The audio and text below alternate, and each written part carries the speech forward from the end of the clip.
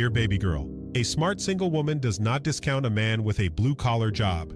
However, some college-educated women feel they are superior to men who have not attended college. They frequently reject marriage proposals from men who are not college graduates in hopes of finding what they would call a better man with a degree. In the fantasy world of a woman like this, the ideal man will not only have at least one college degree, but he will also have an executive-level career and enough discretionary income to satisfy her fancy for the good life. She may spend her 20s and 30s waiting for her Prince Charming while dissing blue-collar suitors on a regular basis. Consequently, she may reach her mid-40s, having become a lonely, childless, bitter woman, wondering why her Prince Charming never came along.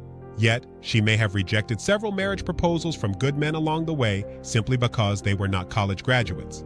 And that could become a big regret one day, because her prejudice toward blue-collar men may have robbed her of a fulfilling relationship with a loving, responsible man who also had the work ethic and income to provide a comfortable standard of living without ever attending a single college class. In closing, always remember, if you need my help when life seems unfair, you can always come home, and your dad will be waiting at the top of the stairs. Signed with all my love, your dad.